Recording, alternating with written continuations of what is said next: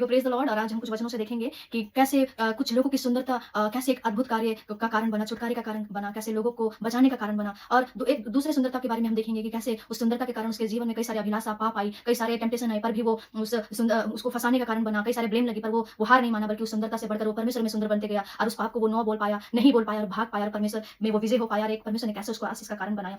तो एक एस्थर रानी के बारे में हम देखते हैं कि वो जब रानी बनी, वहाँ पे रानी तो बहुत सारी लोग बनी थी, कई स्त्रियों को चुना गया था, कई अलग-अलग गाँव से लेके आया गया था। और हम देखेंगे रानी तो बहुत सारी चुनने के लिए, बनाने के लिए लेके आया गया था, पर उसमें से एक सबसे अद्भुत जो परमेश्वर का वचन में कहता है कि एस्थर में कि सबसे रूपवती वहाँ पे एक एस्थर नाम की स्त्री पाई गई। गई तो बहुत सारी थी रानी बनने के लिए, पर बनी एक ही जो परमेश्वर का भय मानती थी, जो मोर्देकै जो उसके पिता के समान उसने पाला था, उसकी बेटी वो क्या बनी? एक रानी बनी। और क्यों बनी हम देखते हैं, हम जब देखते हैं वहाँ के लोगों को वहाँ पे सताया जाता था, उसे मार डालने का षड्यंत्र बनाया गया और हामान के द्वारा मोर्देकै को फांसी में चढ़ाने के लिए षड्यंत्र बनाया गया। और हम देखते हैं एस्थर को उसके पिता समान मोर्देकै ने याद दिलाया कि परमेश्वर ने तुझे क्यों चुना है। वो भूल सकती थी, वो सोचती थी अरे इसे जाने दो, क्या होगा, मैं तो राजमहल में आ गई हूँ, मैं तो रानी बन गई हूँ, मेरा सुख सुविधा, मुझे सब कुछ मिल रहा है, इनको कुछ भी होने दो, फांसी में लटकाने दो, कुछ भी करने दो, मुझे क्या। पर हम देखेंगे वो परमेश्वर में की बेटी अड़िग थी, वो परमेश्वर में बनी रही। वो मोर्देकै ने उसे याद दिलाया कि याद रख, परमेश्वर ने तुझे इसी वक्त के लिए चुना, अगर अभी तू नहीं बोलेगी तो कब बोलेगी, ऐसा करके। और जब उसे याद दिलाया उसके पिता समान मोर्देकै ने, तो वो बोलती है कि आप मेरे प्रार्थना करें, फास्ट मेरे लिए उपवास करें, मैं भी उपवास करूंगा। हम देखते हैं वो अपनी अंदर कुछ अंदरता की सुंदरता को वो उजागर करने के लिए वो 3 दिन उपवास करके प्रार्थना की और उसका सुंदरता बाहर आने लगा। वही उपवास करने के कारण वो क्या कि वो अंदर से सुंदर बनी और राजा के सामने हिम्मत जुड़ा पाई और वो जाके राजा के दरबार पर खड़ी हो गई, सारी चीजों को बोलने लगी और किस तरह अपने लोगों के लिए वो बोलने वाली बनी, अपने लोगों को बचाने वाली बनी, एक उद्धार का कारण बनी, कई लोगों का प्राण को बचाने वाली बनी। और हम देखेंगे जो लोग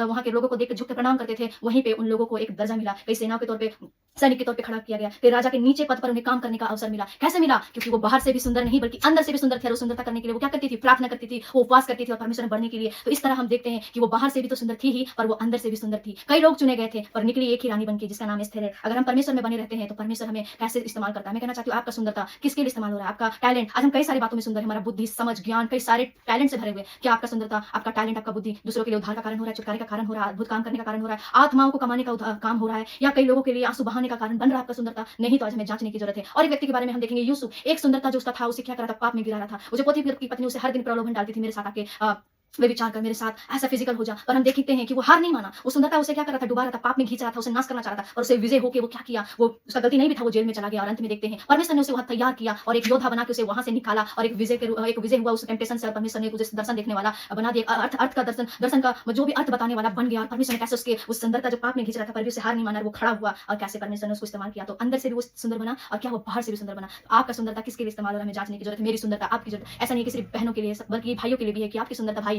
बहन किसके लिए बन रहा है? एक छुटकारा का कारण, एक लोगों का आंसू के लिए कारण, लोगों का दुखों में साथ देने वाला, या फिर कई सारे परेशानी में पाए जाते हैं उनका। तो आप जांचने की जरूरत है आपका सुंदरता किसके लिए इस्तेमाल हो रहा है। तो इस वचन के द्वारा आपको आशीष मिले। सभी को प्रेज द लॉर्ड। जय मसीह की।